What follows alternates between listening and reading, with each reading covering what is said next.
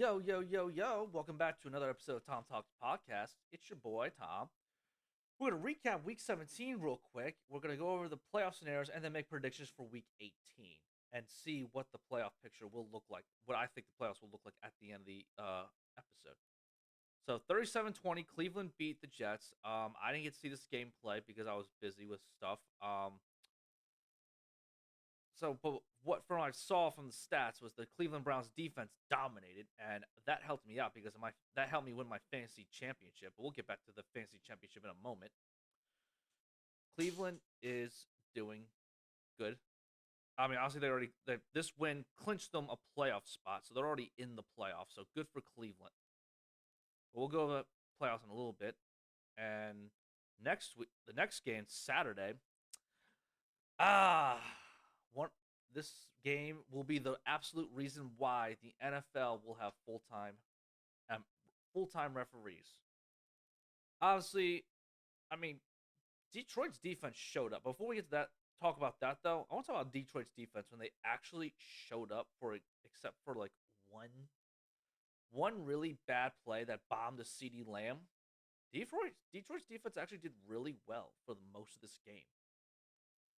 And that play should have been a safety, but the defense, I think it was a linebacker. Yeah, the linebacker was afraid to sack Dak in order because he's probably gonna get a penalty, and that cost him a fucking bomb touchdown to CD Lamb, and he went crazy that game. So fucking a. And but so yeah, and Aiden Hutchinson had 3 sacks. So shout out to Aiden Hutchinson. But yeah, so Detroit's defense is actually has showed up and they're actually pretty decent, which is actually kind of crazy. Because what was it? They lost to Chicago, which was embarrassing because that time their offense was not that good. I think that was the game that kickstarted Chicago's offense a little bit. So yeah, now let's get back to the call. So I just find it absolutely insane that the main umpire got the wrong guy eligible. I mean, yes, it probably still would have been according to the ESPN, according to what they said, the head ref for ESPN, the rules referee, I forget his name. I think it was John Perry. Yeah, it's John Perry. So, like, yes, that was the wrong thing to do by the ref, but it still would have been a penalty. But they didn't call said penalty. They could have called.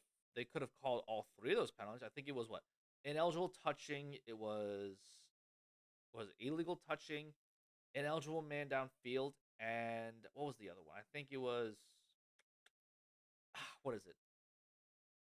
The one I guess misalignment. What the hell? I'm blanking on. I know what it is. I'm blanking on it. But that would have been called on a receiver for being on the ball when he shouldn't have been on the ball. I believe illegal formation. That's what it is. Illegal formation. They said it could have been any of those three penalties, but the problem is they didn't call those penalties. They only called the ineligible touching. But but the tackle Eric Decker tried to report himself eligible, and the ref basically just ignored him. That is on the ref. That's on the NFL. That's on the refs. The refs need to be held accountable. But unfortunately, this referee crew it will be refing on Saturday for the Steelers and Ravens game. But they're not going to be in the playoffs, which is a good sign because they know they fucked up and they need to be punished for it. And that's unfortunately that's the closest thing we're going to get to a punishment in the NFL for it comes to refs because coaches can't say anything about the refs without getting fined. Players definitely can't say anything about the refs without getting fined. So this is like the closest thing that comes to a punishment as a referee. And I think that's a big problem with the NFL. They've one of the major issues with the NFL is them overprotecting the refs. I mean, I know what was it the year the refs went on strike. I think it was like what 2014.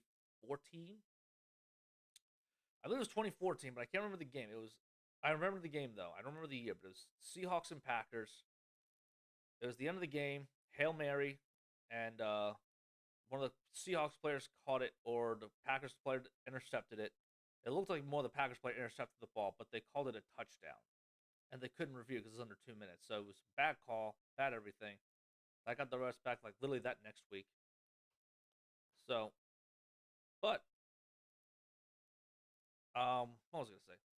Let's look this up. But according to I believe Pat McAfee actually had something on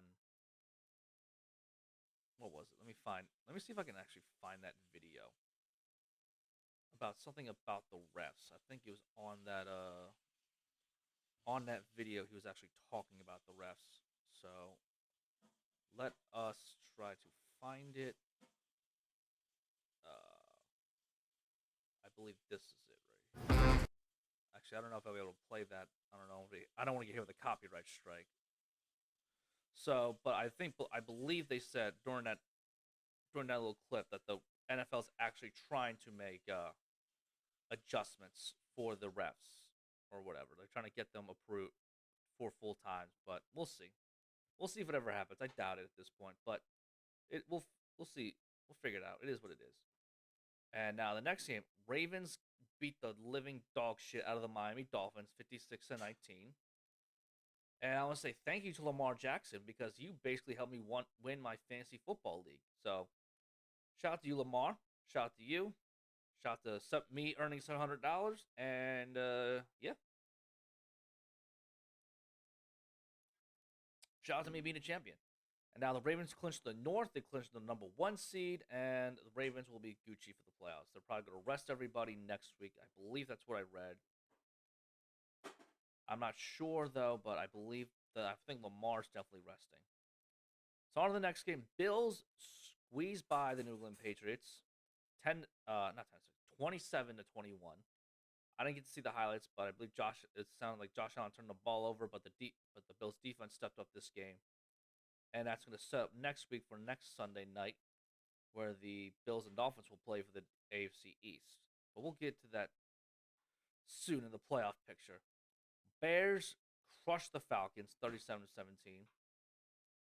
Now the Bears are, like I said last week, the Bears have a very interesting offseason. Apparently they're going to keep Matt Eberflus, but they still have but now they get confirmed the number 1 pick because of this game here, Panthers losing.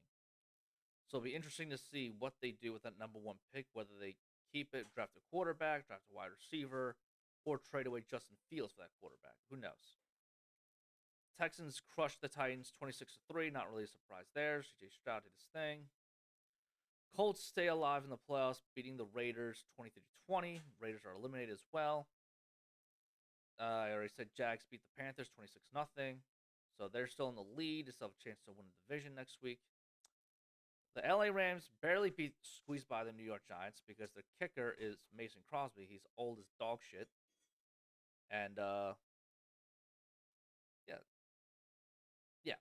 Mason Crosby missed the kick. He's old as shit. I just repeated myself. I don't know why I did that. And here's the most disappointing game of the weekend. Cardinals beating the Eagles 35-31. Defense can't stop anybody. Cardinals had the ball for 40 minutes. Yeah, it was 40 to 20 minutes when it comes to time of possession. Kyler Murray did whatever he wanted to our defense. It's actually embarrassing. And we had 2 critical 3-and-outs right away on the first drive, and then I believe it was our first drive in the second half. And the Cardinals just kept on holding the damn football. They didn't punt once. That's embarrassing. But yeah, so we just made our jobs harder. So I mean, we're in the playoffs, but we're probably going to be the 5th seed all the way through. So we're going to have to go on the road to win all our playoff games. And I don't feel that confident. I feel it's just going to be one and done. But we'll get to that in a moment. Saints stay alive for the NFC South by beating the Bucks 23-13. Niners, unfortunately, because we lost, the Niners clinched the number 1 seed and they beat the Commanders 27-10.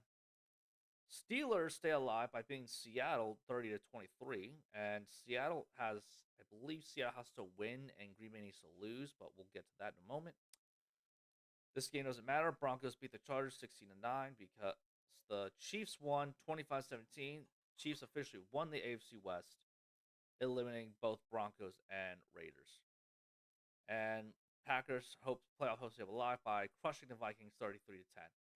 So let's go over the playoff scenarios.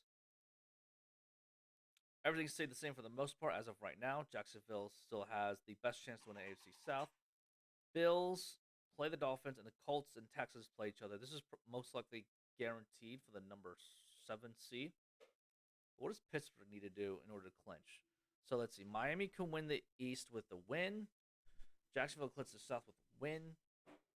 or all three teams, Jags, Colts, and Texans, somehow tie, which would be insane. So, can they win if they lose? Can they get a spot if they lose? So Jacksonville ties plus Pittsburgh loses, or if Pittsburgh loses and Denver loses, plus a Houston and Indy doesn't end in a tie. That doesn't. All right, I'm not sure exactly what that means, but Buffalo can win the AFC East if they win. They could also get in the playoffs if they win, or if the Steelers, Jags lose, and the Colts and Texans tie. Indianapolis clinches if they win and the Jags lose. Colts get in the playoffs if they win or the Steelers lose. Houston clinches the South with the Jags losing and them winning, and they also get in the playoffs with Houston winning, Jags and Steelers lose. But Lamar Jackson's not playing, so I don't think the Steelers are going to lose. But let's see what Pittsburgh needs to do in order to clinch. They need to win, plus the Bills need to lose. They can win or the Jags lose. They can win or the Colts and Texans tie, Pittsburgh ties, or plus Jacksonville loses and Houston Colts doesn't end in a tie.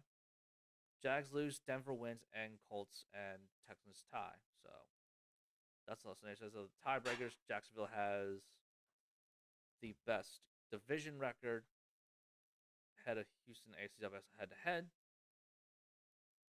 Of both against the Texans and the Steelers. Houston's ahead of Pittsburgh based on the head-to-head. Denver's ahead of Cincinnati. Well, Cincinnati's eliminated, so that doesn't matter. So they're eliminated. Yeah. So now let's look at the NFC. So yeah, Rams clinch the playoff berth. Let's see. Dallas needs to win. If Dallas can win the East, if they win and we lose, or we lose, Tampa Bay clinches the NFC South with a win. Tampa Bay clinches a playoff berth with Seattle losing and Green Bay losing, plus them in a tie. But the only way we can clinch the NFC East is if we win and Dallas loses, which I don't think that's going to happen because they play the Commanders and the Commanders suck. So Green Bay can clinch if they win. That's the easiest one, or they win and Seahawks and Saints lose. Green Bay. And these are the two easiest scenarios for them. Seattle clinches if they win and Green Bay loses, or we don't do ties. New Orleans can clinches the South with the Saints win or the Bucks loss, and they can clinch. They can clinch a spot with them winning, and Seattle and Green Bay need to lose. Minnesota clinches with they need the most help. Vikings need to win, plus Green Bay, Seattle, and Tampa Bay lose, or Green Bay, Seattle, and New Orleans lose. But Minnesota needs to win, and they are playing the Lions, I believe. I don't know what the Lions are going to do. And Atlanta is a pretty easy clinching the NFC South with a win, and Tampa Bay loses. Unfortunately, let's see the tiebreakers. Yeah. Oh, that's why they have a better conference record than us. That's why. That makes sense. That's a damn shame, but whatever. Had New Orleans, South based on common games. Green Bay and Seattle ahead of New Orleans. Conference. Green Bay's ahead of Seattle based on strength and victory. Seattle's ahead of New Orleans based on conference record. Minnesota's ahead of Chicago. Well, Chicago's eliminated. It doesn't matter. Atlanta doesn't matter. And that doesn't matter. All right, so let's see the Seahawks again. It was they need to win. Basically, they need to win, and Green Bay needs to lose. So we'll find out. Let's go to Week 18. Let's see. That's the game starting on Saturday. Steelers at Ravens. Ravens are probably going to rest everybody, so I'm going to pick the Steelers to win. Texans and Colts. That's going to be a coin flip game. Both teams are fighting for a playoff spot. Colts got them the first time, but I think the Texans are just a much better football team at this point at the end of the year. So I'm going to go with the Houston Texans on the road.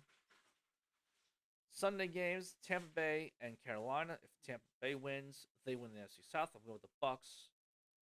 Although it'd be hilarious if the Panthers did upset the Bucks. Browns and Bengals. I don't haven't heard anything what Cleveland's going to do. I don't know if they're going to rest starters. I don't know if they're going to actually play the game, but because there's no way for them to win the AFC North, they're pretty much locked at the 5 seed, I believe. Let's actually look. Hmm. Yeah, I don't know if the Bills could be ahead. I don't know if the Bills would be ahead. No, if the Bills would win the AFC East if they won, so it wouldn't matter. So basically, yeah, they would be. Cleveland's basically locked at 5, so they have nothing to play for. So I'm going to say the Browns win on the road either way because I don't know if they're resting starters or not. I don't think they would, but Vikings at Lions. Detroit's basically locked at number 3.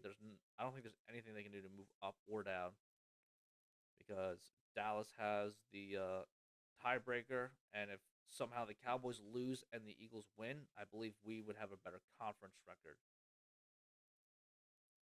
Actually, no, it would be. I think it'd be strength of schedule because the only way Detroit would have been number 2 is Detroit beat Dallas, but that didn't happen. So I think we would be at the 2 seeds somehow if we won, but that's probably not going to happen. Jets at Patriots.